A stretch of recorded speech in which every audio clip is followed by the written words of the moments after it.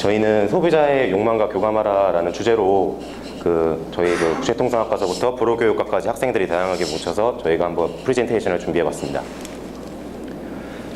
저희가 순서는 서평 선정을 한 동기부터 시작해서 마지막으로 저희 나름대로의 시사점을 도출한 시점으로 저희가 한번 준비해봤고요.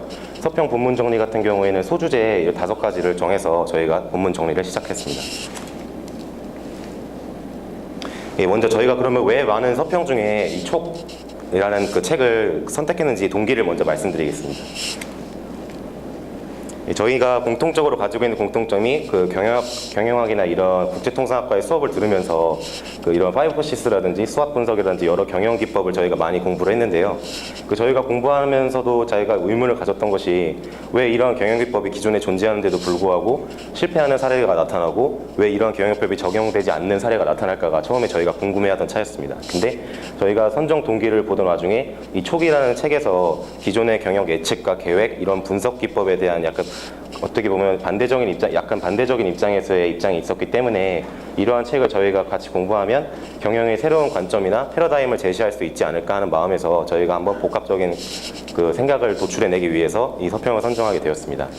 좀 더 심화해서 말씀드리자면 예를 들어서 삼성과 애플의 이 스마트폰 시장에서 보았을 때 우리는 일반적으로 삼성의 기능성이나 이런 것도 굉장히 훌륭하게 생각하지만 애플의 이런 폰트나 디자인이나 이런 감성적인 것에 좀 더 저희가 스마트폰이 좀 더 감성을 소구한다 이렇게 중요하게 생각하는데 왜 기술이 중시되는 IT 업계에서 인간이 중요시하는 감성이나 디자인이 중요시되는지 저희가 궁금했습니다. 따라서 이 책에서 말하고 있는 동물적 감각을 통해서 인간을 이해하고 그를 한번 분석해보는 것은 어떨까 해서 최종적으로 선정을 하게 되었습니다. 그렇다면 이제 본문 정리를 저희 간단하게 한번 해드릴 텐데요. 이 책은 처음에 이제 가장 근본적인 소비의 시대가 어떻게 다시 도래되었는지 먼저 말하고 있는데요. 파괴 소비 시대의 도래라는 주제는 처음에 이제 기술 혁신과 개개인들의 소득이 증가함으로 인하여 기존에 있던 물건을 파괴하고 인간이 욕망을 충족시키는 소비를 하기 위해서 이제 파괴 소비가 시작되고 기존의 자기 물건을 폐쇄하고 새로운 소비를 하게 되는 이러한 파괴 시대가 도래하게 됐다는 것으로 시작하게 됩니다. 간단한 예로 남성의 욕망을 자극한 말보로라든지 기존의 패션쇼, 기성복 패션쇼가 기하급수적으로 늘어나서 성장을 한 패션 산업이라든지 이러한 기타 약간 좀 기호식품이나 패션 산업에서 사례를 통해서 처음에 얘기를 전개하고 있는데요. 갤브레이스나 이러한 장 보드리아르 같은 저자들도 이 말보로나 패션 산업의 성장이 그렇게 무조건적으로 좋은 것만은 아니다라는 시점을 말하면서 이 책은 또 시작을 하고 있는데요. 여기서 말하고자 하는 것은 산업의 발전과 함께 이러한 파괴 소비 시대의 도래가 어떻게 사회적 문제점도 동시에 야기시켰다고 할 수가 있겠습니다. 그렇다면 이러한 소비를 어떻게 기업들이 만족시키고 소비자들을 상대로 기업이 살아남을 수 있을까를 상대로 저희가 두 번째 한번 진행을 해봤는데요.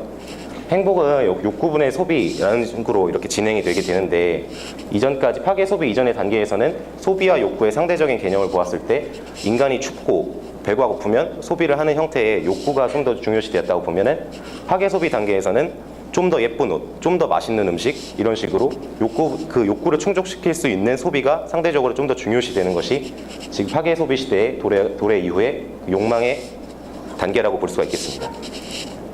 따라서 기업은 이러한 인간이 계속 소비를 할 수 있도록 새로운 욕망을 이끌어내고 새로운 욕망을 창조함으로써 미래를 준비할 수 있다고 저희가 보았습니다. 그렇다면 이런 기업들이 이를 알면서도 왜 기존 경영학을 통해서 분석이나 기법을 했을 때 왜 실패하는지가 여기 나오는데요.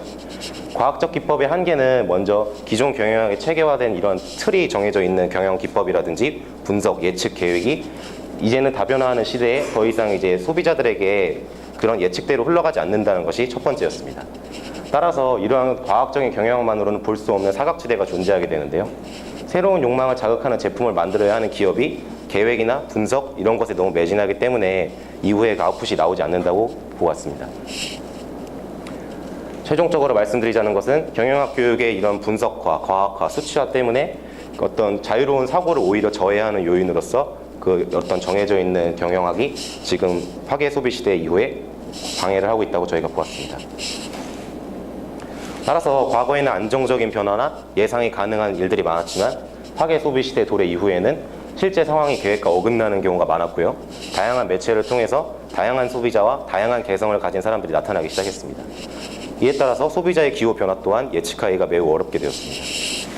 따라서 미래를 이끌어갈 기업은 이러한 소비자의 예측보다는 다가오는 파괴 소비 시대에 예측 불가능한 소비자에 대해서 순발적으로 대응을 잘할 수 있는 촉을 가진 기업만이 살아남을 수 있다고 저희가 보았습니다. 경영의 실패 사례를 저희가 보기 전에 이러한 사례 이전에 왜 경영에 실패했는지 한번 저희가 보았는데요. 지나치게 아까 말씀드렸다시피 계획을 세웠다든지 엉뚱한 것을 전문화시켰다든지 점점 더 복잡한 숫자와 데이터에 지나치게 의존하고 있는 기업이 오히려 자유로운 사고를 저해하기 때문에 기존 계획 경영이 실패할 수도 있다고 저희가 보았습니다. 따라서 이러한 계획 경영을 좀 더 다른 시각으로 돌려서 기업적 측면에서 생각해 보았는데요. 경영자 측면에서는 직원들과의 대화를 증대시키고 직원들의 의견이나 이런 검토 및 조정을 통해서 다른 생산적인 일에 투입할 수 있는 자원을 증가시키는 겁니다. 분석이나 예측, 기획에 투자되던 인풋을 좀 더 직원들이나 이러한 조직에 투자함으로써 다른 아웃풋을 만들어내는 것입니다. 이러한 것을 단적으로 보여주는 저자의 한마디가 있어서 저희가 프레젠테이션에 넣었는데요. 헨리 민츠버그 같은 경우에는 전략은 걷기와 같다. 걸어갈 때 당신은 주위를 돌아보며 어느 방향으로 걸음을 옮길지 결정한다. 이런 식으로 우리는 한 번에 한 걸음씩 나아간다는 말인데요. 저희가 이렇게 걸어갈 때 턱이 있다면 그것을 보고 턱을 내려가고, 그 다음에 돌뿌리가 있으면 그것을 즉각 피해가듯이 어떤 내가 이 방식으로 반드시 걸어가야지 라는 예측과 기획이 아니라 한 걸음 한 걸음 뗄 때마다 그때마다 순발적으로 내가 생각하는 방향으로 걸음을 옮긴다는 거죠. 따라서 기존에 가지고 있던 경험 지식과 본인이 시작하면서 진행하는 무의식적인 정보의 결합이 현명한 결정을 가져온다고 보았습니다. 경영 실패 사례의 대표적인 예는 노키아가 있겠는데요. 노키아 같은 경우에는 향후 스마트폰 시장 이전에 핸드폰 시장을 이제 휴대폰 시장을 진행해 나가면서 일단 이렇게 버튼을 누를 수 있는 버튼식의 스마트폰을 보시면 지금 진행하면서 이런 하드웨어와 함께 소프트웨어를 표준을 미리 선정하고 진행하려고 했었는데요. 2008년에 스티브 잡스가 등장하면서 스티브 잡스의 애플이 아이폰이라는 터치스크린 방식의 아이폰을 등장시키면서 이러한 노키아의 예측과 계획이 완전히 실패하게 되는데요. 철저한 계획이나 하드웨어, 소프트웨어 구성을 통해서 진행하려 했지만 예측하지 못한 변화에 대응을 하지 못하고 결국에는 2007년서부터는 수준 수익률과 매출이 지속적으로 하락하는 실패를 가지게 됩니다. 따라서 이러한 노키아 같은 전철을 밟지 않기 위해서 앞으로의 기업은 어떻게 경영되어야 될 것인가도 이 책에는 나와 있는데요. 존 우든이나 자녀 교육의 사례로 저희가 볼 수 있는 것은 일 자체에 몰입할 수 있는 상황을 부여한다는 것입니다. 이것이 무슨 말이냐면 존 우든 같은 경우에는 미국 대학 농구의 굉장히 유명한 감독인데요. 선수들에게 항상 이런 말을 했답니다. 저도 좋으니 경기를 즐겨라. 나가서 네가 하고 싶은 대로 해라. 이런 식으로 자율적인 농구를 부여하고 선수 스스로 해결할 수 있는 능력을 기르게 한 거죠. 따라서 틀에 박힌 어떤 작전이나 이런 것이 아니라 선수 스스로 해결할 수 있는 능력을 줌으로써 어떠한 변화나 어떠한 대응에서도 유동적으로 대처할 수 있게 그런 능력을 길러준 것입니다. 자녀 교육 또한 부모의 틀에 박힌 이러한 어떤 계획과 치밀한 분석에 의한 교육보다는 자녀 스스로 내가 무엇이 중요하고 내가 무엇을 해야 되는지를 파악해서 스스로의 대처 능력을 가지는 것이 중요하다고 보았습니다. 따라서 이러한 사례를 보았을 때 스스로 일 자체에 몰입할 수 있는 환경을 만듦으로써 목표에 도달할 수 있게 그런 자정 능력을 가질 수 있게 하는 것이 중요하다고 보았습니다. 결국 말씀드리자 하는 것은 기존 기업의 경영이 현재 경영 방식에 의해서 한계에 봉착하겠다는 거고요. 나아가야 할 방향은 다양성을 배양해서 스스로 자정 능력을 가지고 서로 다른 생각을 직원들끼리 교환함으로써 다양성을 바탕으로 유연한 촉을 길러 이것을 대처할 수 있어야 된다는 것이었습니다. 저희가 말씀드린 사례를 좀 대표적으로 표본적으로 잘 나타내는 것이 이 패스트 패션 사업인데요. 패스트 패션은 굉장히 생산서부터 소비까지 일괄적인 분야로서 어떻게 보면 민첩하게 소비자가 주체인 시장에서 민첩하게 대응할 수 있는 그런 기업으로 대표적으로 많이 알려져 있는데요. 사례를 보시면 유니클로와 H&M 같은 경우는 고객의 반응에 굉장히 빠르게 대응해서 성공적인 브랜드로 발돋움한 대표적인 기업이라 할 수 있겠는데요. 유니클로 같은 경우에는 고객의 이런 기호를 수시로 확인하기 위해서 신상품을 계속 교체하고요. H&M 같은 경우에는 CEO나 관리자나 사무직의 경우도 현장 경험을 중시해서 현장의 소비자들과 호흡하기 위해서 1년에 일정 횟수 이상 매장을 방문하게 하는 등 그 소비자의 그 시각을 굉장히 중요시하는 이런 발걸음을 보였습니다. 따라서 총체적으로 봤을 때 경영의 인간적인 측면이 굉장히 중요하다는 게 나오는데요. 파기 소비 시대의 인간은 결국 인간의 소비 욕망을 증가시키고, 그런 파기 소비 시대의 인간을 위해서는 결국 인간의 소비 욕망을 계속 증진시키고 그 욕망을 파악함으로써 기업이 살아남을 수 있다는 게 저희가 본 관점이었고요. 과학적인 접근이 아니라 인간적인 접근을 통해서 이 사람이 무엇을 원하는지, 이 사람이 앞으로는 더 어떤 소비의 욕망을 가질 것인지를 파악하는 게 중요하다고 보았습니다. 또한 사례를 통해서 인간적인 접근 경영을 보았는데요. 소비자의 원하는 것이 무엇인지를 봐서 진짜 소비자가 내가 원하는 것이 있을 때 그거에 맞춰서 발빠르게 대응할 수 있는 기업을 선택하게 유도하는 것이 중요하다고 보았습니다. 그다음에 향후 적용 방향을 저희가 한번 보았는데요. 이 책에서는 마지막에 인문학의 중요성을 강조하면서 그 마지막에 이제 마무리를 짓고 있는데요. 인문학이란 저희가 다 알고 있다시피 뭐 문학, 역사, 철학 이런 식으로 과학적인 자연과학과는 반대로 인간을 탐구하는 순수 학문으로 나와 있습니다. 어떻게 인간이 무엇을 원하는지를 파악하기 위해서는 결국 인간이 역사껏 살아오면서 어떠한 행보를 했는지 인문학을 통해서 파악해야 된다는 것이 이 책의 중요점이었습니다. 따라서 저희가 그 자료를 찾다가 삼성경제연구소의 그 자료를 한번 봤었는데요. 이러한 경영적인 측면에서 그 밸류체인이 존재했을 때, 인문학과 결합했을 때 이러한 임직원에 대한 그 이해라든지 미래에 대한 이해, 소비자에 대한 이해라는 식의 아웃풋이 발생하면서 기업은 경쟁력이 업그레이드되고 임직원과 소비자, 기업에게 새로운 가치를 제공할 수 있다는 아웃풋을 만들어낼 수 있다고 저희가 보았습니다. 또 이것은 저희 취업을 앞둔 저희 학생들이나 그 기업을 경영하는 그 CEO 분들에게도 굉장히 중요한 지표라고 저희가 보았는데요. 그 삼성경제연구소의 CEO 회원들 500명을 대상으로 한 설문조사에서 인문학적 소양 경영에 도움이 된다라고 보신 분들이 약 98%였고요. 인문학적 소양이 풍부한 사람이라면 가산점을 주고라도 뽑겠다라고 하신 분이 83% 정도 됐습니다. 또한 우리가 유명하게 알고 있는 마크 주커스버그 같은 경우에도 인문학의 중요성을 계속해서 강조했고, 따라서 우리 학생들이나 기업이나 모든 입장에서 인문학을 바탕으로 유연하게 이런 상황에 대처할 수 있는 능력을 기르는 것이 굉장히 중요하다고 보았습니다. 마지막으로 이렇게 저희가 그럼 인간의 이해를 바탕으로 어떻게 적용을 할 수가 있을까 저희가 생각해 보았는데요. 그 유저 인터페이스와 유저 익스피리언스는 이제 너무나도 중요하게 우리 주변에 다가와 있는 경영적 개념인데요. 유저 익스피리언스란 역시 그 인간이 어떠한 경험을 원하고 어떠한 경험을 앞으로 할 것인지를 바탕으로 기업에게 굉장히 중요한 지표인데, 인간의 경험적 측면을 분석하고 파악하기 위해서 인간은 인문학을 바탕으로 인간을 탐구하고 인간이 무엇을 원하는지를 통해서 이러한 유저 익스피리언스를 디자인해야 된다고 보았습니다. 따라서 저희는 UX 구성의 대표적 사례로 애플을 뽑았고요. 아이패드나 아이폰의 이런 성공이 어떤 기술적이나 이러한 중요한 그 성능 면도 있지만 소비자가 필요로 하는 과업 순서나 조작 위치 이러한 것을 고려해서 총체적인 디자인을 했거나 UX를 구성했다는 것이 성공 사례 중 하나라고 보았습니다. 따라서 저희가 마지막으로 시사점을 도출해 봤는데요. 결국에는 소비자의 욕망을 읽어라, 이것이 가장 중요하다고 저희는 보았습니다. 소비자가 무엇을 원하고 무엇에 반응하는지, 그것에 따라서 기업이 욕망을 탐구하고 그것을 분석해야지만 살아남을 수 있다고 보았고요. 두 번째는 직면하는 변화에 유동적으로 대처하라.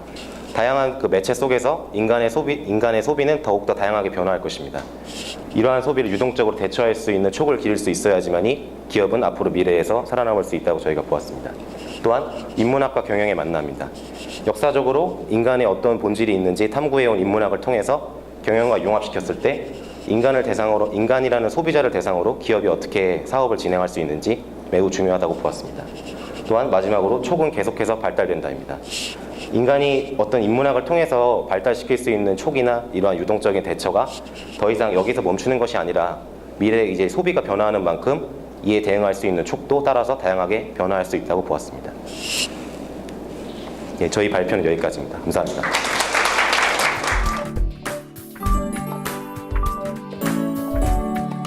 경영 접목 사례를 발표할 국제통상학과 이창민입니다.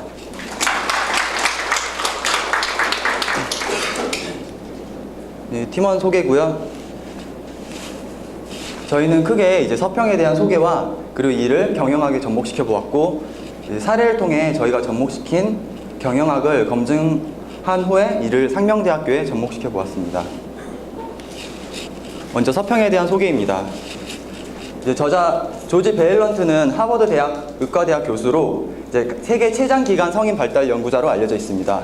이 저자가 이제 쓴 행복의 조건은 크게 70년에 걸친 수백 명에 대한 인생에 대한 연구, 그리고 노화에 대한 재정의, 그리고 행복을 위한 구체적인 공식 3가지 특징을 가지고 있습니다. 다음은 서평에 대한 줄거리인데, 먼저 서평은 크게 5가지 세션으로 나눠져 있고, 첫 번째로는 노화의 재정의, 그리고 긍정적 노화로 가기 위한 5가지 조건, 그리고 프로이트의 방어 기제를 통하여 이제 긍정적인 노화의 통과, 그리고 건강하게 나이 들기, 그리고 품위 있게 나이 드는 것을 통해 행복하게 늙는 법을 이제 말하고 있습니다. 이제 서평 내용에 대해서 말씀해 드리겠습니다. 먼저 서평에서는 노화는 단순히 신체적인 쇠퇴기가 아닌 사회적 성숙과 정신적 성숙 시기로 보았고, 노인을 사회적인 후계자를 양성해내는 역할로 재정의하였습니다. 그리고 이런 긍정적 노화로 가기 위해서는 정체성, 친밀감, 그리고 직업의 안정, 생산성, 이 통합이라는 5가지 성취를 이루어야 하는데, 이는 베토벤같이 음악가로서 훌륭하였지만 친밀감을 누리지 못할 사례나 나폴레옹과 알렉산더 대왕같이 20대의 생산성을 갖춘 지도자처럼 성취는 사례별로 다르다고 말하고 있습니다. 다음은 이제 긍정적 노화의 통과인데, 프로이트의 방어 기제를 보시면 이타주의, 승화, 억제, 그리고 유머, 이 4가지를 충족시켜야 인생이 수월하게 진행할 수 있다고 말을 하고 있는데, 이는 서평에서는 욕망과 복종 이 둘을 균형 있게 유지하는 것이 필요하며, 미래지향성, 감사와 관용, 그리고 역지사지, 조건 없는 친화성 이 4가지 개인 자질이 뒷받침될 때 긍정적인 노화로 수월하게 진행될 수 있다고 말하고 있습니다. 다음은 건강하게 나이 들기입니다. 서평에서는 이제 세계보건기구 창립자의 말과 유교 사상의 강령이라는 개념을 통해서 육체적인 건강만이 건강하게 늙는 것이 아니다라고 말하고 있으며, 칸트, 프랭크 로이드 라이트, 모네, 벤저민 프랭클린 같이 이제 나이가 들어서도 창조성 있고 이제 생산성 있는 활동을 한 인물을 사례를 예를 들어서 시간은 걸리더라도 건강한 노인의 뇌는 젊은이가 할 수 있는 이제 활동을 할 수 있다라고 말하고 있습니다. 그리고 보시는 것처럼 비흡연, 성숙한 방어 기제, 그리고 알코올 중독 무경험, 알맞은 체중과 안정적 결혼 생활, 규칙적인 운동, 그리고 교육 연수를 통해서 이제 건강한 노년을 이제 부르는 7가지 요소를 말하고 있는데, 이는 단순히 신체적 건강이 이제 건강한 노화가 아닌 개인적인 관리와 그리고 사회적인 건강, 그리고 정신적인 건강이 건강하게 늙는 법이라고 말하고 있습니다. 다음은 품위 있게 나이 드는 법입니다. 품위 있게 나이 들기 위해서는 새로운 사고를 받아들일 줄 아는 개방성, 그리고 희망을 잃지 않고 매사에 주체적으로 활동해야 하며, 그리고 노년의 초라함을 이제 현실을 직시하여 기쁘게 감내할 줄 아는 능력, 그리고 과거 성찰을 통하여 앞으로 좀 더 나아가는 방향으로 이끌어가는 자세, 그리고 삶을 즐길 줄 아는 자세와 이제 오래된 친구들과의 친밀감을 유지하는 6가지 방법을 말하고 있으며, 그리고 노년과 원예술에 도움이 되는 알코올 중독 방지의 슬로건을 통하여 이제 품위 있게 나이 드는 법을 설명하고 있습니다. 지금까지 대충 이제 서평에 대한 줄거리였고요. 저희는 회의를 통해서 이를 13가지 키워드를 통하여 이제 경영학에 접목시켜 보았습니다. 먼저 1단계에서는 정체성과 사회적 건강, 정신적 건강, 신체적 건강을 통하여 행복한 노화를 실현하기 위한 기반을 구축해야 된다고 보고 있으며, 창조성, 역지사지, 개방성, 생산성을 통해 기존의 1단계에서 쌓은 튼튼한 기반을 통해 효과적인 실행을 가능해야 한다고 보고 있습니다. 다음 3단계에서 직업적 안정, 뇌 성숙, 과거 성찰, 노인의 역할, 미래 지향성 이 5가지를 이제 효과적인 실행을 통하여 최종적인 성과 창출 단계로 저희가 재정의해 보았습니다. 그 단계를 다시 보시면 지금 보시는 나무 그림과 같고, 이는 저희가 재정의한 기업의 성공적인 전략 프로세스와 유사하며, 인문학인 행복의 조건에서 이제 행복한 노화의 과정과 기업 경영에서 성공적인 전략을 통한 성과 창출을 위한 프로세스와 유사하다고 보고 있습니다. 먼저 저희가 뽑은 키워드를 다양한 기업의 사례를 통하여 검증해 보겠습니다. 먼저 정체성 부분인데 2001년 당시 IBM의 상황은 한 집단 내에 두 가지 이념을 가진 직원이 존재하였습니다. 이러한 문제점은 기업 내 갈등과 그리고 비효율적 업무 처리라는 결과를 낳았으며, 이를 처리하기 위해 잼이라는 실시간 온라인 토론 포럼을 실행하였고, 토론의 주제로는 기업의 가치, 미래, 존재 이유, 이 세 가지 주제를 통하여 72시간 동안 전 직원이 온라인으로 토론을 한 끝에 고객에 대한 충성, 그리고 회사와 세계를 위한 혁신, 모든 관계의 신뢰와 책임이라는 하나의 정체성으로 통일하였습니다. 다음은 두산을 통해 이 세 가지 정신적, 신체적, 사회적 건강을 검증해 보았는데, 먼저 두산의 경영 철학을 보시면 윤리 경영을 통하여 이제 정신적 건강을 이루었으며, 그리고 투명한 재무를 통하여 이제 신체적 건강을 이룩하였으며, 그리고 다양한 사회적 활동을 통하여 이제 사회적인 관계를 발전시켜 사회적 건강을 이룩하였습니다. 지금 총 4가지 뿌리 자원을 보셨고요. 그 다음은 기둥과 실행 부분인데, 제너럴 일렉트릭의 경우 재단 활동과 자원봉사 조직 엘펀 운영, 그리고 에코매지네이션이란 전략을 통하여 기업은 단순히 성과 창출이 아닌 다음 세대를 위한, 그리고 다음 미래를 위한 생산적인 과업을 수행해야 한다고 보고 있으며, 그 개방성 부분에서 구글 아이디어 인트라넷을 활용하여 상품 출시에 있어서 전 직원이 공유 가능한 개방성을 실행하였습니다.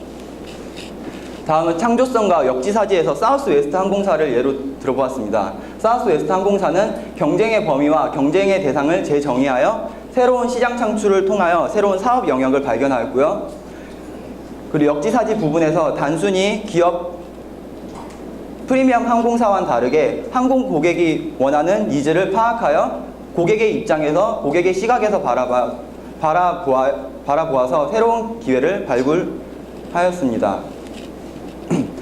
다음은 열매 성과 부분의 직업적 안정 부분입니다. IBM은 기존에 세운 기업의 비전을 통하여 이제 전 직원에게 새로운 사업 아이디어를 구현하도록 하였는데, 이를 기업의 비전에 맞는 조건으로 1차 필터링을 하였고, 내부 전문가를 통해 2차 필터링, 그리고 최종 3차에서 다양한 의견을 덧붙여서 아이디어를 구체화하는 과정을 통하여 총 10개의 아이디어를 선정하였고, 이 중 5개 아이디어에 투자를 하여 신규 매출 10억 달러를 달성하였습니다. 다음은 뇌의 성숙 부분인데, 사우스웨스트 항공사의 경우 기존 항공사와는 다른 차별점을 가진 사우스웨스트 항공사만의 노선 운행 방식과 효율적인 비용 구축을 통하여 저렴한 비용의 항공사를 운영할 수 있게 하였습니다.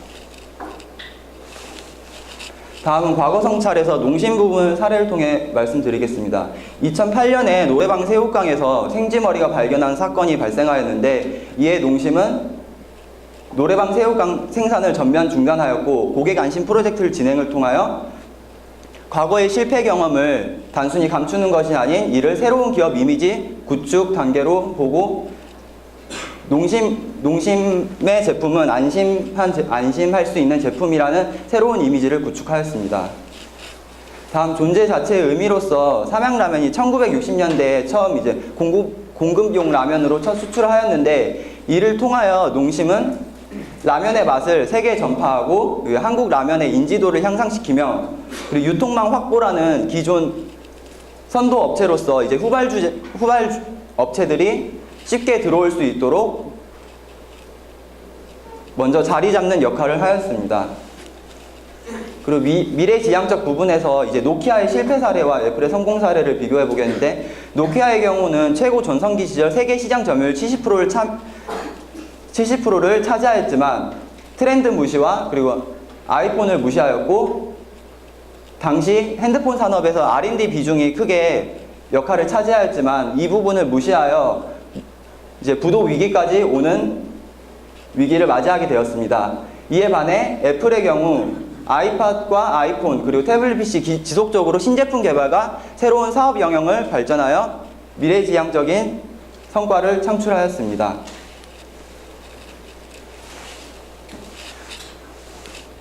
지금까지 이제 사례를 통해 검증해 보았고요. 이를 상명대에 저희가 한번 적용시켜 보았습니다.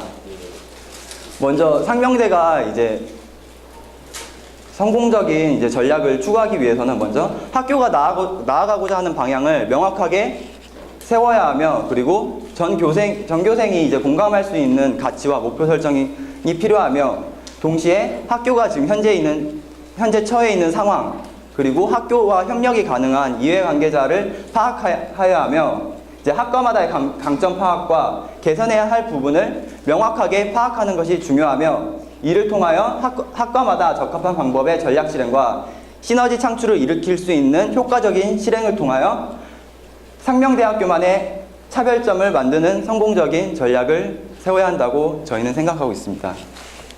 지금까지 부족한 발표 들어주셔서 감사합니다.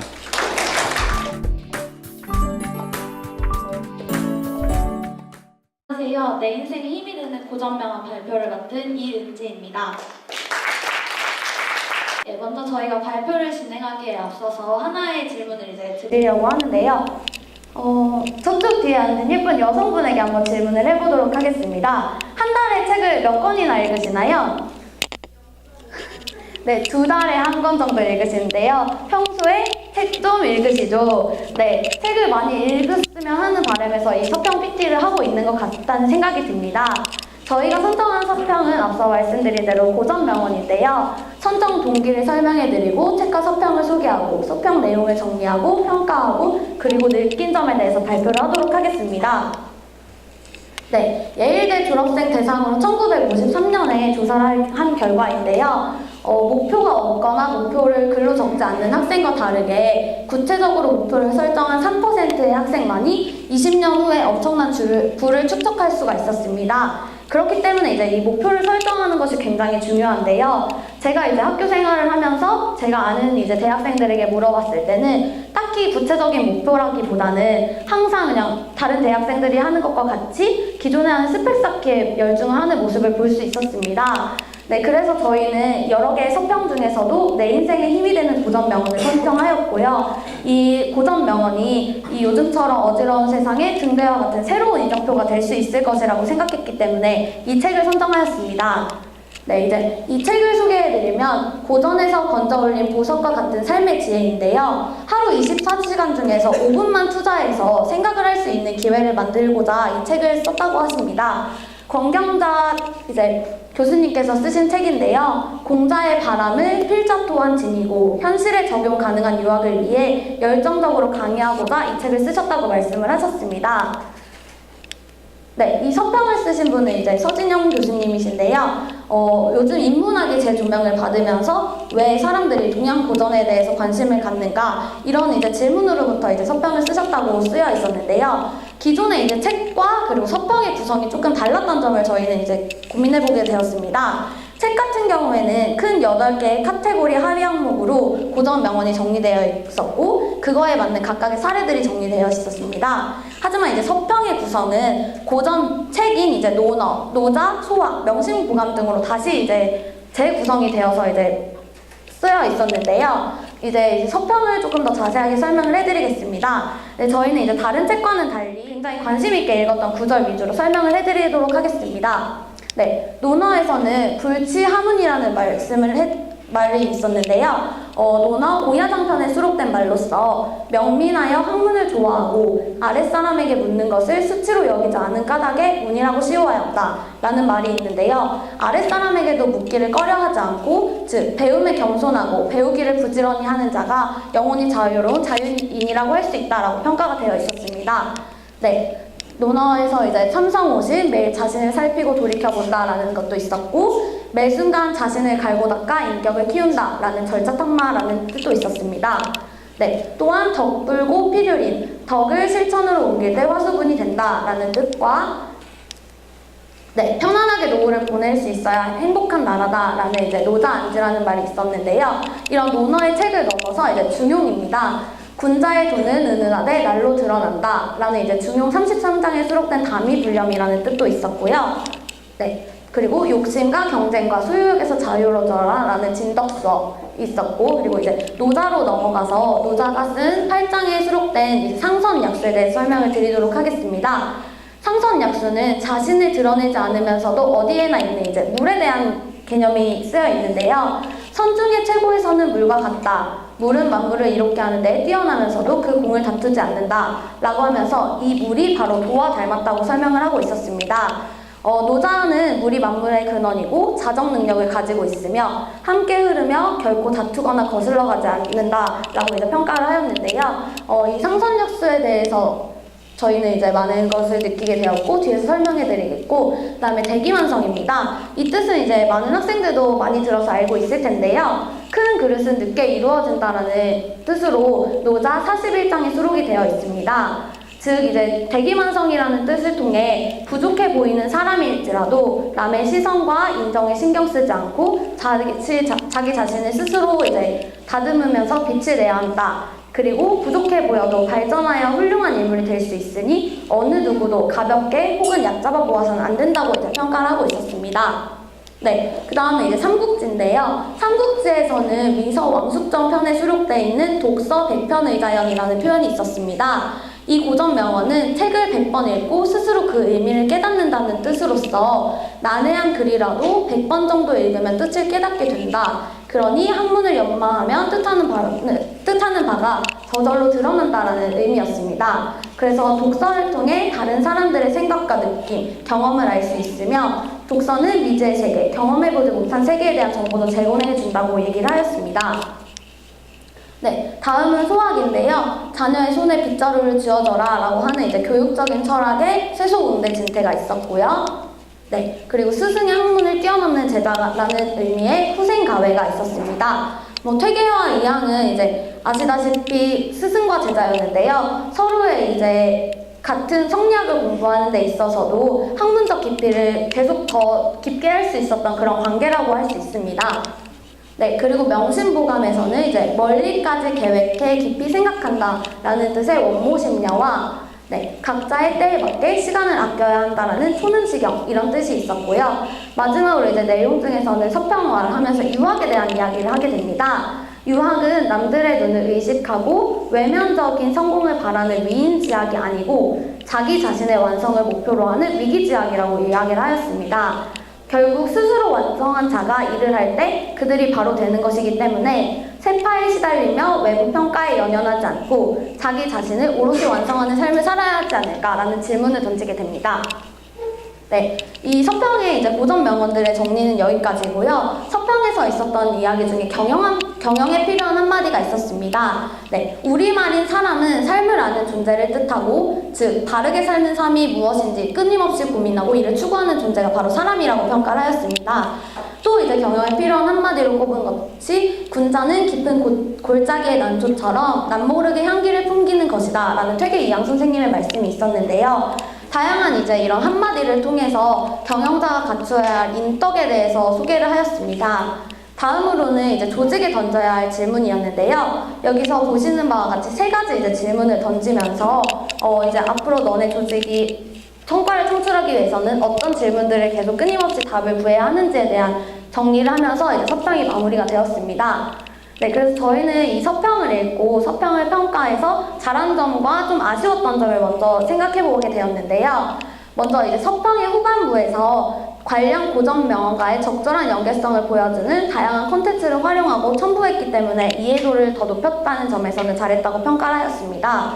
그리고 경영에 필요한 한마디를 하면서 단순한 책 소개에 그치지 않고 다른 분야의 고전 명언을 접목시키고자 노력한 점도 되게 잘했다고 평가를 하였고요. 세 번째로 이제 조직에 던져야 할 질문을 하면서 인문학 서적에서 경영학적, 조직적으로 접근할 때 고민해야 하는 부분을 이제 질문을 함으로써 그 답을 통해서 저희가 이제 융합하는 사고를 가능하도록 했다는 점에서 잘했다고 평가를 하였습니다. 네, 하지만 조금 이제 서평을 읽으면서 저희가 아쉬웠던 점이 몇 가지가 있었는데요. 첫 번째는 책의 내용과 서평이 구성이 달랐기 때문에 서평을 읽으면서는 이제 책에 책에 나온 이제 고전 명언을 읽음으로써 단순 나열식으로 받아들였다는 점이 조금 아쉬웠고요. 경영에 필요한 한마디는 정말 한마디를 통해서 단순하게 나열을 했기 때문에 이게 경영상의 이슈나 소개에 시사점 도출했더라면 조금 더 의미 있는 접근이 되지 않았을까라고 평가를 했습니다. 그리고 이제 마지막에 조직에 던져야 할 질문은 책 전반에 나와 있는 이제 고전 명언을 다 수록하지 못하는 단순 3가지의 질문이었다는 점이 조금 아쉬웠는데요. 그래서 저희는 국제통상학과의 특성을 살려서 이 고전 명언을 다양한 경영 사례에 접목하여서 공부해보기로 하였고요. 두 번째로는 고전 명언들을 기존 책에 있는 8개의 카테고리로 재구성해보기로 하였습니다. 네, 그래서 저희가 이제 하나의 고전 명언에 하나의 이제 최근의 경영 사례를 한번 찾아보았는데요. 먼저 GS 칼텍스의 허동수 회장께서는 변화의 파고를 상선 약수의 지혜로 넘어라라고 말씀을 하셨습니다. 즉 이제 변화하는 환경에 유연하게 대응하여 목표를 달성하자고 하는 이제 CEO의 의지를 느낄 수가 있었고요. 그리고 대기만성, 큰 그릇은 늦게 이루어진다라는 뜻으로는 KFC 사례를 한번 찾아보았습니다. KFC의 CEO는 65세라는 나이에도 파산을 하고 그리고 1009번의 실패를 하기도 하였습니다. 그러나 이제 늦은 나이임에도 불구하고 1010번째 후원자를 찾고 이제 승승장구하는 하나의 기업을 만들어낸 신화가 되었다고 평가를 하였습니다.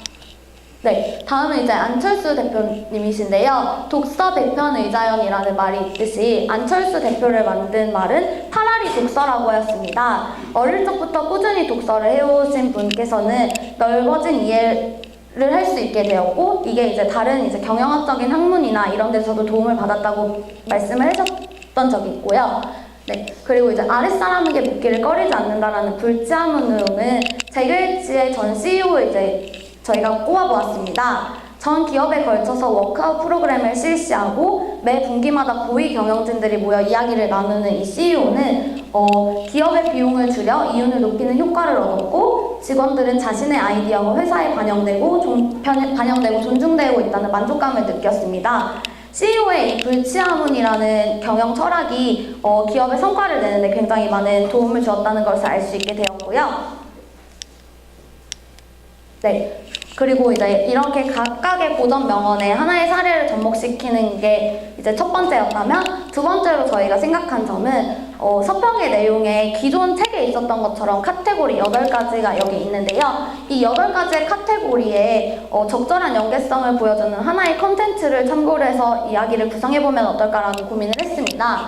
그래서 저희는 정주영 회장님이 쓰신 나의 살아온 이야기, 이 땅에 태어나서라는 자서전과 이 8가지의 서평, 기존의 원래 책의 목차대로 재구성을 해봤습니다. 그래서 이제 배움의 참뜻을 깨달아라라는 부분에서 먼저 학이 시습지 부력 여로라는 말이 나오는데요. 배우는 것을 삶의 기쁨으로 삼는다라는 말입니다. 정주영 현대 이제 창업주께서는 배움에 부끄러움 없이 새로운 것을 배워 성장하는 기회로 계속 삼으셨다는 내용이 책에 있었고요. 그리고 불원천 불우인이라는 말처럼 잘못된 일을 남 탓으로 돌리지 않는다라는 경영 철학을 또 가지고 있었습니다. 그래서 이제 이러한 고전 명언에서 얘기하는 것과 같이 정주영 회장님께서는 사업의 실패를 자신의 부족함에서 오는 것으로 판단하고 절대 남 탓을 하지 않았다라는 사례가 있었고요. 그리고 상대의 마음을 얻기 위해서 CEO는 선난후에, 즉 어려운 일을 나서서 먼저 하였습니다. 그래서 정주영 회장님께서는 솔선수범하는 CEO로서 직원들의 신뢰와 마음을 얻어낼 수 있었다고 평가를 하였고요. 마지막으로 이제 살아가면서 만나는 모두가 나의 스승이다라는 3인행을 직접 실행하였습니다. 그래서 이제 빈대라는 삶의 지혜를 깨달았다라는 부분과 이 고전 명언을 저희는 한번 연결해 보았습니다. 네, 서평을 읽은 후에 이제 저희 조원이 함께 이제 고민할 점은요.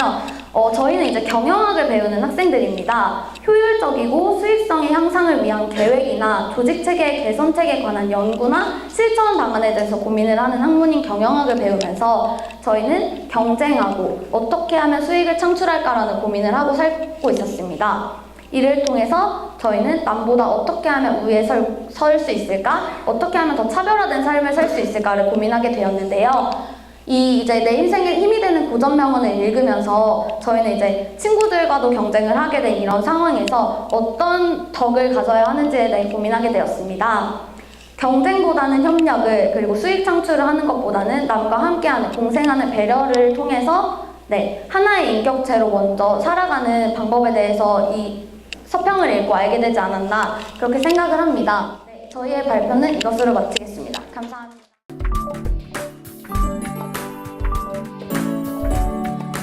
국제통상학과 1, 2학번 문효진입니다.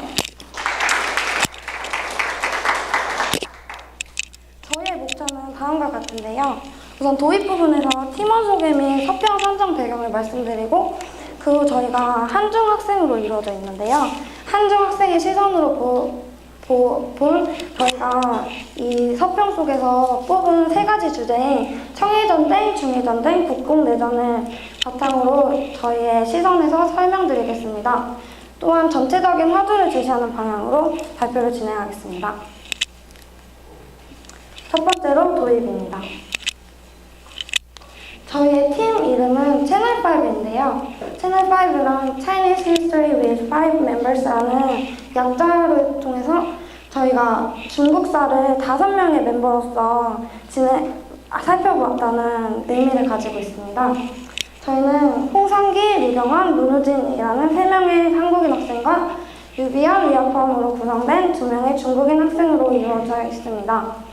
저희는 저희 팀이 한국인 학생과 중국인 학생이라로 이루어져 있다는 저희 팀의 이점을 살려서 저희가 중국사 재발견이라는 서평을 선정하게 되었는데요. 이를 통해서 이것이 한국 학생, 중국 학생 모두가 쉽게 접근할 수 있는 내용과 함께 이를 통해서 중국사라는 하나의 팩트를 서로 각국의 시선에서 바라보는 시선 차이를 느끼면서 하나의 역사를 양국의 입장에서 이해할 수 있는 기회라고 생각하였기 때문에 이 서평을 선정하게 되었습니다. 첫 번째로는 청일전쟁인데요. 저희는 이 청일전쟁, 중일전쟁, 국공내전에 대한 내용은 역사적인 사실과 그리고 중국인 학생, 한국인 학생에 대한 견해 그리고 총평의 순서로 발표를 진행하려고 합니다. 저희가 견해 부분에서는 역사적 사실에 대한 의의를 저희가 의문점을 먼저 던져보고 그에 대한 대답을 저희가 임의로 해보는 시간을 가졌는데요. 처음으로 청일전쟁에 대해서 발표해보도록 하겠습니다. 청일전쟁의 배경으로는 이렇게 조선과 청이라는 나라가 근대화에 있어서 굉장히 혼란스러운 상황에서 일본은 메이지 유신이라는 것을 통해서 발전하는 힘을 바탕으로 러시아 견제를 통해 조선 침략의 야욕을 드러내고 있었는데요. 이러한 배경으로 밑에 그림을 전개를 보시면 동학농민운동이 발발하였고 조선은 이러한 농민운동을 하기 위해서 제어하기 위해서 조선 정부가 청에 대해서 지원금 요청을 하였습니다. 그리고 텐진 조약에 의해서 일본군까지 파병하게 되었고 일본은 이러한 동학농민운동과 관계없이 경복궁을 점령하면서 조선의 친일 내각을 형성하게 됩니다. 이러한 바탕으로 청일전쟁이 발발하게 되었는데요. 청일전쟁은 일본의 승리로 끝나게 되었습니다. 청일전쟁의 결과로는 시모노세키 조약을 통해 볼 수 있는데요. 여기서 가장 중요한 부분은 첫 번째 조항인 조선에 대한 청일 간섭 배제 부분입니다. 시모노세키 조약에서는 조선에 대한 청일 간섭 배제라는 부분을 항목으로 넣음으로써 청나라가 조선에 갖고 있던 그러한 자주 독립을 저해하고 있던 것을 뺏음으로써 일본이 조선에 침략하게 되는 그런 계기를 마련해 주는데요. 이러한 것을 통해서 청일전쟁이 청나라와 조선에 미친 영향을 보시자면 청나라는 청일전쟁에서 패배함으로써 이때까지 이루었던 양무운동의 한계를 여실히 전 세계에 드러나게 됩니다. 또한 이 조약을 통해서 조선에게 있어서의 국제적인 위치를 일본에게 빼앗기게 되었고 조선에 대한 정치적 영향력을 행사할 수 없게 됩니다. 또한 조선은 청나라의 영향권에서는 벗어나게 되지만 자족성을 상실함으로써 서구 열강으로부터 많은 이권을 강탈당하게 되는 계기가 됩니다. 저희는 이를 한국인의 견해로 먼저 설명드리겠는데요. 첫 번째 저희 질문점은 청일전쟁의 승리국이 만약 청나라였다면입니다. 서양 열강들은 지금 청일전쟁을 조선이라는 나라가 중국의 간섭 아래에서 처음으로 벗어나 자주국이라는 타이틀을 지녔다는 것에 의의를 두고 있습니다.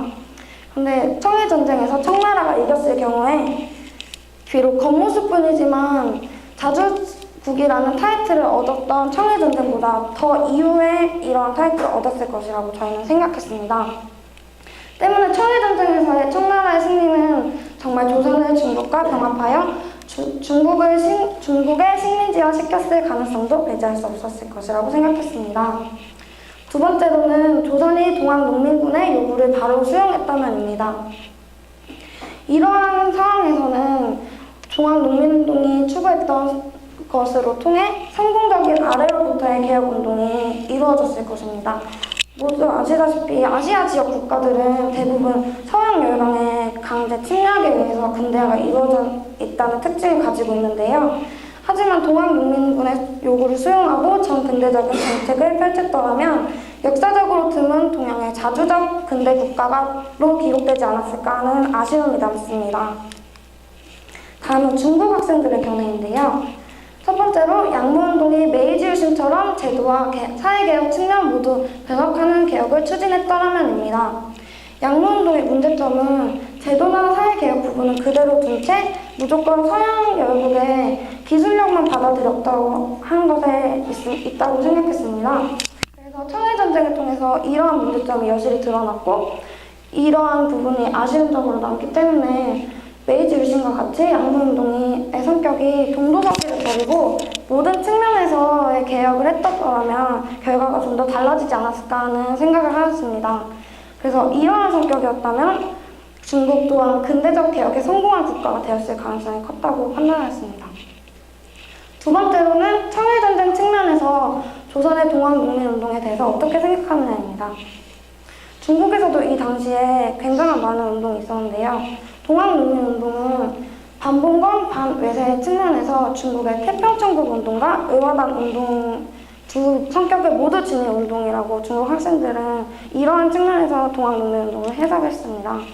그런데 이렇게 바라본 동학농민운동의 의도는 참 좋았지만 이러한 결과적으로 봤을 때 청과 일본이라는 외세를 조선 땅에 빠르게 끌어들이는 결과를 초래하였기 때문에 조선이 식민지화되는데 강력한 영향을 끼치지 않았는가 하고 생각했습니다. 정부와의 타협이 조금만 더 빨랐더라면 청나라에게 도움을 요청하지 않았어도 됐을 테고 그러면 이것이 청나라 입장에서도 봤을 때 시몬스키 조약으로 인해서 청나라가 굉장히 많은 이권 침략을 당했기 때문에 청나라도 열강들의 침략을 조금이나마 늦출 수 있지 않았을까 하는 생각을 했다고 합니다. 청일전쟁에 대한 총평으로는 한국 학생 입장에서는 이 전쟁으로 인해서 일본의 조선에 대한 침략 행위를 힘을 실어주었던 전쟁이라고 판단하였습니다. 중국 학생의 총평으로는 양무운동의 약간 아쉬운 점을 강력하게 이렇게 생각했습니다. 두 번째 주제로는 중일전쟁입니다. 중일전쟁은 신해혁명 이후 중국은 굉장히 혼란스러운 상황이 있었고 일본은 제1차 세계대전에 참여함으로써 국제적으로 국력 강화에 성공한 배경을 가지고 있었습니다. 이러한 배경 속에서 1937년 일본의 중국 침략으로 시작된 중일전쟁은 제20세기 아시아 최대 규모의 전쟁으로서 일본 제국주의 정책의 결과라고 생각할 수 있습니다. 그래서 일본의 진주만 공격 이후에 일본의 전력이 급쇠퇴함으로써 1945년 일본의 투항선언으로 인해 전쟁이 종결됩니다. 중일전쟁에 대한 한국 학생들의 견해인데요. 중일전쟁이 한국에 미친 영향을 생각해 보았습니다. 중일전쟁에서 일본은 당시 조선이 일본의 식민지화 되었기 때문에 많은 한국인들을 중일전쟁에 투입하게 됩니다. 그러므로 인해 한국인들의 희생이 늘어나고 또한 이렇게 대륙 진출의 야욕으로 인해 한국 농민들의 토지도 빼앗고 그러한 행위들을 통해서 조선이 굉장한 피해를 입었다고 생각했습니다. 중일전쟁은 일본의 항복으로 인해서 종결이 되게 되는데요. 두 번째는 일본의 항복이 없었다면을 생각해 보았습니다. 일본의 항복이 없었더라면 전쟁이 좀 더 오래 지속되는 당연한 사실이라고 생각했습니다. 전쟁이 길어질수록 일본의 지배하에 있던 조선인들의 피해가 증가하고 이러한 것을 통해서 더 착취당할 가능성이 농후했다고 판단했습니다. 중국도 마찬가지로 항해전쟁에서의 피해가 늘어났을 것이고요. 세 번째로는 미국과 소련의 지원이 없었다면입니다. 미국과 소련은 중국의 비밀스러운 지원들을 함으로써 했음에도 불구하고 일본의 승리가 많았는데요. 중일전쟁에서. 태평양 전쟁이 아니었더라면 이러한 지원을 해서도 중국이 이겼을 것이라는 결과를 장담하지 못했을 것이라고 저는 생각했습니다. 다음은 중국인 학생들의 견해인데요. 첫 번째로 태평양 전쟁 중 중국 내부의 항해 전쟁이 지속되지 않았더라면입니다. 태평양 전쟁 속에서 중일 전쟁이랑 굉장히 큰 영향을 끼치고 있었는데요. 실제로 미국의 태평양 전략 제1순위는 중국이 중일전쟁 속에서 계속 머무르게 하는 것이었다고 합니다. 중국이 계속해서 일본을 중일전쟁 속에서 압박함으로써 일본의 태평양 전쟁에 전력을 집중하지 못하도록 만들었고 때문에 이러한 분산에 성공했다고 볼 수 있습니다. 두 번째로 제2차 국공합작에 대한 견해인데요. 이것은 스스로 일본을 타도하는 데 실패했지만 힘을 합쳤다는 것으로 충분한 일리가 있다고 생각했습니다. 세 번째로 전쟁이 지속되었더라면 중국이 승리할 수 있었을까인데 전쟁 기간 중에 중정부군의 교체가 일어나지 않았을 경우에 중국이 승리할 수 있었을 것이라는 확답을 내기 힘들었다고 생각했습니다. 중일전쟁의 총평은 다음과 같고요. 국공내전으로 진행하겠습니다. 국공내전의 배경으로는 중일전쟁 이후 국민당과 공산당의 대립이 있습니다. 또한 서서히 고조되어가는 세계 냉전체제의 분위기도 있었고요. 국공내전의 전개로는 장제스와 마오쩌둥의 정치민주화 합의가 시도되었으나 미국의 중재에도 불구하고 국민당과 공산당의 대립이 시작되었습니다. 이후 약간 우세한 지점에서 자리를 잡고 있던 국민당의 전략 및 내정이 실패하였고 공산당의 베이징, 상하이 점령, 그 후 많은 도시들을 점령함으로써 1949년 결국 마오쩌둥은 베이징에서 중국 인민공화국 수립을 선포하고 국가 주석에 취임하게 되었습니다. 국공내전에 대한 한국인들의 견해인데요. 공산당의 승리 요인은 민주당의 부정부패가 가장 큰 승리 요인이라고 생각했습니다. 이렇게 부정부패하고 잘못된 내정을 통해서 군의 사기와 민심이 땅에 떨어지는 원인이 되었고 또한 이것들이 미국의 원조를 끊는 원인이라고도 볼 수 있었습니다. 이와 반대로 공산당은 민심을 얻기 위해 토지 제도를 개혁하고 이러한 것을 통해서 민중들의 지원을 받을 수 있었고 승리의 주된 요인이 되었다고 생각했습니다. 두 번째로는 외세 개입에 대한 생각인데요. 사상이나 정치적인 요소에서 외세의 영향을 받지 않는다는 것은 사실상 불가능하지만 이러한 사리사욕을 위해 전쟁을 지원해주는 외세 영향력은 긍정적으로 받아들이기 어렵다고 생각했습니다. 세 번째로는 국공내전을 한국전쟁 6.25와 비교했는데요. 미국과 소련이 강력히 개입했다는 점, 그리고 같은 민족끼리의 사륙전이라는 측면에서 많은 유사성이 있다고 생각했습니다. 차이점이 있다면 우리나라는 남북과 갈라졌다는 것과 달리 중국은 하나의 당으로 통일이 되었다는 점에 있는데요. 어떠한 당이 승리했는가와는 별개로 한 국가가 분단되지 않는 일이 일어났다는 점에서는 상당히 부러워할 만한 일이 사실이라고 생각합니다. 중국인들의 견해인데요. 당시 민심은 국민당으로 멀어졌고 전체적으로 마오쩌둥이 승리하길 바랬다고 합니다. 두 번째로는 국민당이 승리했다면인데 국민당이 만약 승리했다면 사회주의가 아닌 자본주의 경제를 가진 중국이 되었겠지만 당시 민심과 정치체제 그리고 미국의 개입으로 인해 혼란스러웠을 것이라는 판단이 있었습니다. 세 번째로는 국공내전에 대한 견해인데요. 사상과 이념이 달라 일어난 일이지만 중국을 하나로 만들기 위한 일이었고 이를 통해 중국이 지금과 같이 진정한 하나의 강력한 국가로 발전할 수 있었을 것이라고 생각했습니다. 국共내전의 총평으로 한국 학생들은 한국 당시 민심이 가장 중요한 것이라고 생각했고요. 중국 학생들은 이렇습니다. 화두를 제시하겠습니다. 한국 학생들은 세세한 부분에 대해 중국인들과의 생각을 알 수 있었던 기회였고 중국 학생들은 자주 연관지어지던 조선과의 관계를 다양한 각도에서 상상해보았다는 기회를 가지고 있었습니다. 저희는 이러한 점이 가장 중요한 점이라고 생각했는데요. 저희가 이것을 통해 느낀 점은 국제통상학과가 지향하는 인재상이 글로벌한 인재상이잖아요. 근데 저희가 이러한 역사를 통해서 이게 미래를 바라보기 위해서 과거를 먼저 짚어보고 넘어가야 좀 더 본질적으로 중국에 대해서 알 수 있을 거라고 생각했습니다. 그래서 이를 통해서 국제통상학과가 지향하는 글로벌 전문인에 본질적으로 접근할 수 있던 계기가 되었다고 저희는 느꼈습니다. 발표를 끝내겠습니다.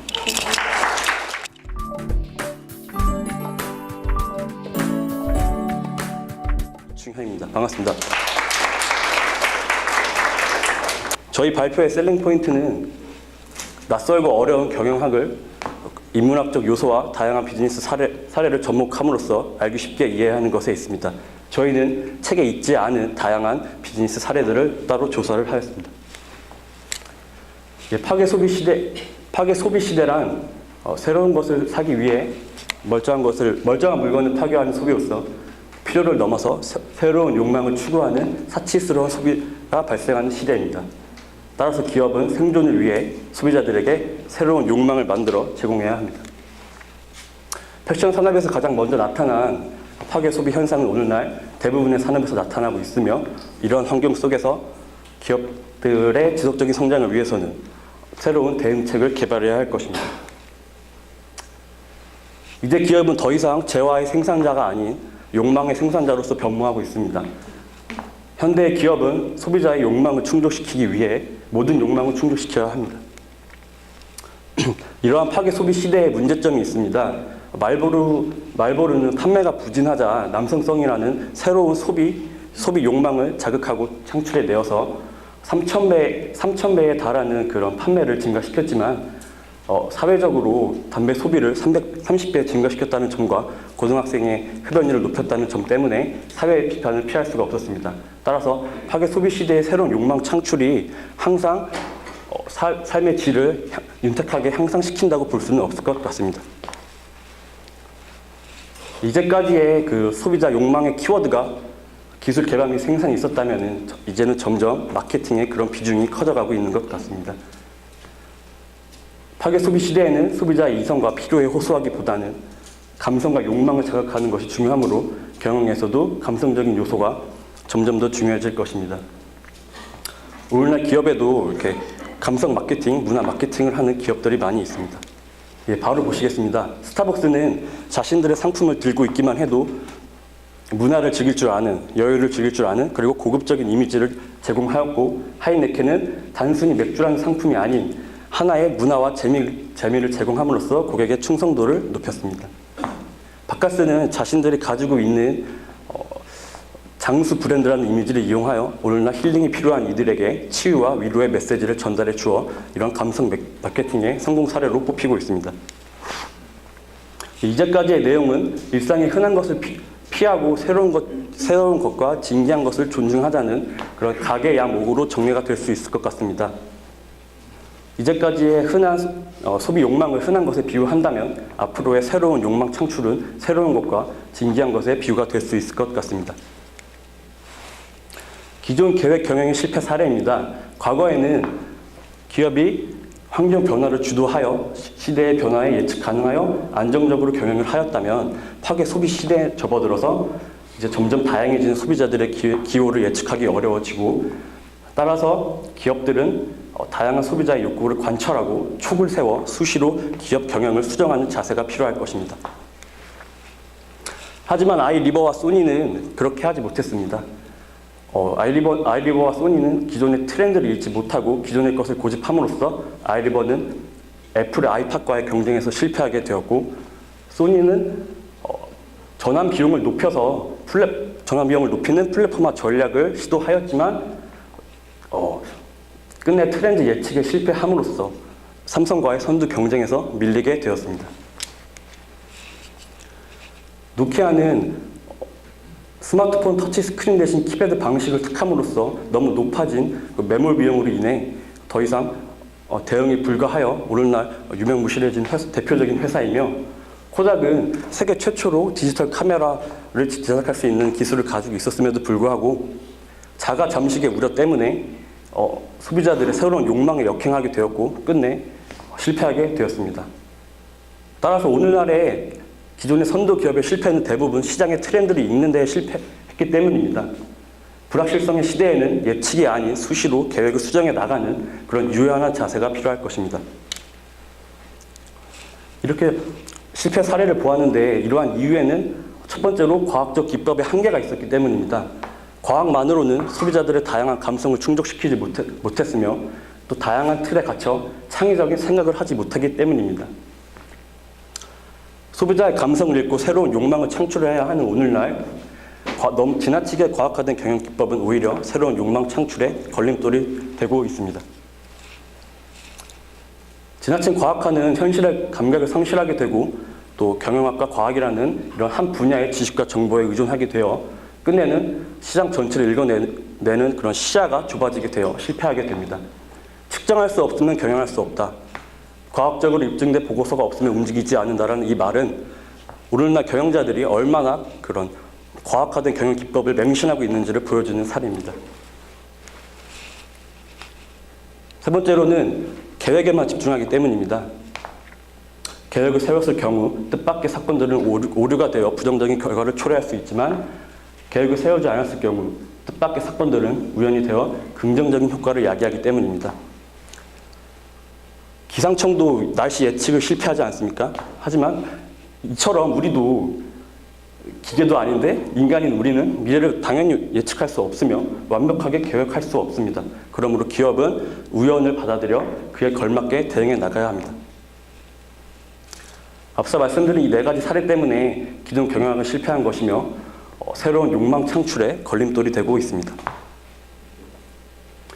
따라서 이 책은 계획의 대체적으로 직관을 언급하고 있습니다. 직관이란 합리적인 논거 없이도 결정을 내릴 수 있는 능력을 말하며 우리는 계획보다는 직관을 통해 한 번에 하나씩 결정해 나가야 보다 현명한 결정을 내릴 수 있을 것입니다. 이와 같이 앞에 말씀드린 그런 관점들이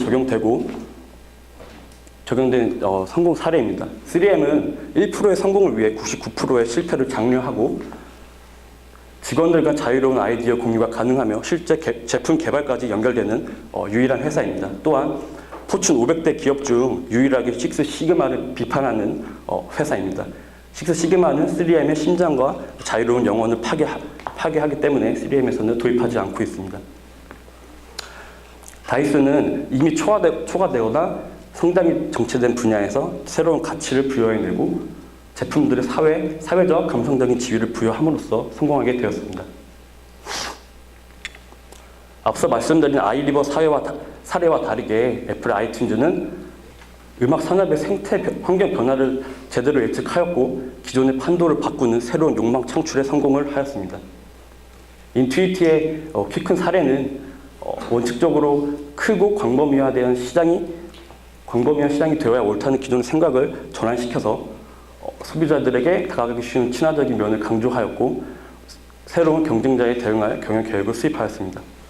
이처럼 경영 기법이라는 틀에 벗어나 실패가 용인되고 자유로운 사고가 가능한 기업 문화가 필요하며 큰 방향성을 유지하되 변화에 맞추어 지속적으로 수정해 나가야 할 것입니다. 이제까지의 내용은 아침에 내린 명령을 저녁에 고친다라는 조령 모계로 요약될 수 있을 것 같습니다. 이게 일관성이 없다라는 뜻으로 흔히 부정적인 뜻으로 쓰이고 있지만 오늘날 워낙 역동적이고 불확실한 오늘날에는 오히려 역설적으로 필요할 거라고 생각했기 때문입니다. 자, 이제 앞으로의 기업 경영은 어떻게 될까요? 앞으로의 기업 경영은 결과보다는 과정을 즐기고 일 자체에 몰입하는 방식으로 변할 것입니다. 따라서 기업 경영은 결과도 중요하지만 그 과정과 인간적인 측면이 강조돼야 할 것입니다. 스파 브랜드와 테이크어웨이 피자 사례 같은 경우는 급변하는 소비자의 니즈를 읽어내 성공한 대표적인 사례입니다. 스파 브랜드는 고객의 가치 지향적 소비를 반영하였고 가치 사실관 수직 결과를 통해서 소비자들에게 희소성의 가치를 제공하였습니다. 또한 테이크어웨이 피자는 냉동식품은 몸에 좋지 않다는 기존의 관점을 전환시켜서 고품질의 프리미엄 제품을 제공함으로써 성공하기 쉽지 않은 산업에서 성공하게 되었습니다. 서브웨이 사례입니다. 서브웨이 사례는 기존 패스트푸드가 갖고 있는 장점인 단시간에 먹을 수 있다는 점과 웰빙이라는 새로운 소비자의 니즈를 결합하여 인식을 전환시켰고, 두 번째, 체험 마케팅을 통해 고객으로 하여금 제조 과정에 직접 참여할 수 있게 함으로써 맛과 재미를 동시에 주어 끝내 성공할 수 있게 되었습니다. 따라서 역동적이고 불확실한 오늘날에는 지속적인 경쟁 우위는 존재하지 않기 때문에 일시적인 경쟁 우위를 계속적으로 확보해 나가는 것이 중요할 것입니다. 이제는 경영의 인간적인 측면이 중요해지고 있습니다. 매슬로우의 욕구 이론 5단계 설에서는 인간은 더 이상 이제 생리적인 욕구로 충족되지 못하고 가장 위에 있는 자아 실현의 욕구를 충족시켜주길 바라고 있습니다. 따라서 고객의 개개인의 욕망에 집중해야 할 것이며, 직원 차원에서는 기존의 피라미드 구조의 조직이 아닌 직원들의 자아 욕구를 자극할 수 있는 자유로운 조직으로 변모해야 될 것입니다. 이제 보시게 될 샘코 사례와 뒤에 제니퍼 소프트의 사례는 인간 경영의 성공 사례입니다.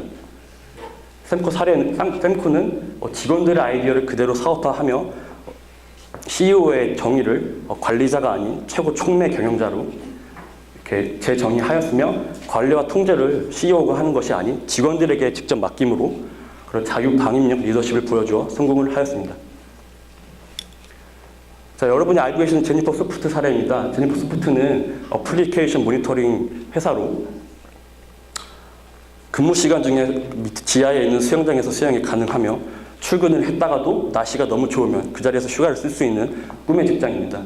이 꿈의 직장을 통해서 저희는 기업을 직장이 아닌 하나의 공동체와 새로운 가족으로 만들어 직원들의 주인 의식과 창의력을 최대치로 끌어낼 수 있다고 보았습니다.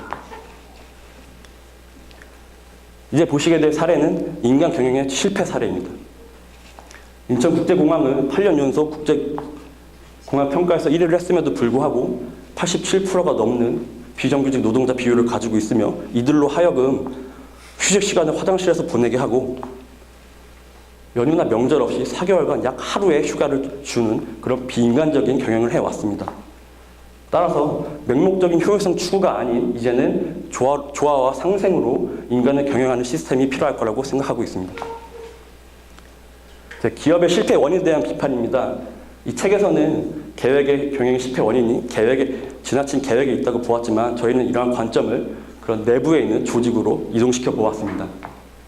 계획 경영이 실패한 이유는 계획 자체에 있었다기보다는 조직 내 유연한 프로세스를 인정하거나 받아들이지 않는 그런 문화에 있지 않았을까. 그리고 두 번째, 계획 경영을 가능하기 전에 트렌드를 읽어내는 조직의 눈 자체가 부족하지 않았나. 세 번째, 같이 잘못된 계획을 해서가 아닌 잘할 것은 계속 잘할 것이라는 그런 자만심과 잘못된 믿음에서 기인했을 거라고 생각했습니다. 따라서 앞으로 기업이 성공하기 위해서는 이 책에 말하는 대로 촉도 물론 필요하겠지만, 기존의 효율성을 추구하는 계획도 반드시 필요할 거라고 생각합니다. 자, 시사점입니다. 첫 번째로 수치화된 기존 경영의 틀을 벗어나 인간적인 측면을 고려하여 시장 변화에 맞추어 기존의 계획을 수정해 나가는 유연한 방식이 필요할 것입니다. 그리고 두 번째로, 조직은 촉도 물론 필요하겠지만 기존의 효율성을 추구하는 만능 조직이 되어야 할 것입니다. 세 번째로, 불확실한 미래를 그런 과학화된 기법으로 더욱 정교하게 예측하는 것이 아닌 불확실성을 창출해내는 혼돈의 주역이 되어야 할 것입니다. 그리고 마지막, 스스로 폭풍의 눈이 되어 파괴를 주도하고 경쟁 우위를 활용해 나간다면 불확실성을 통제하는 이 산업의 지배자가 될 수 있을 것입니다. 예.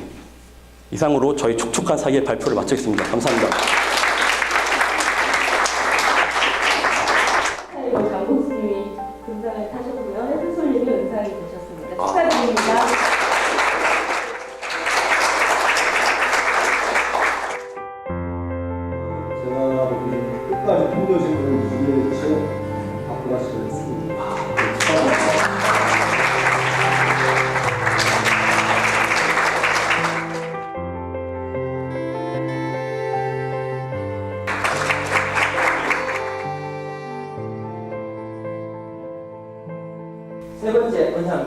초펜초입니다.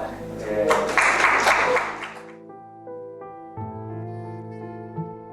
은상 중국사 재발견.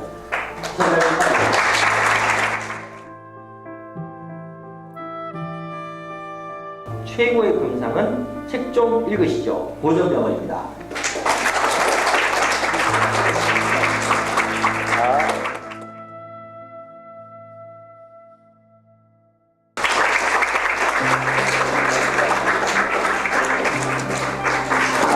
축하드립니다.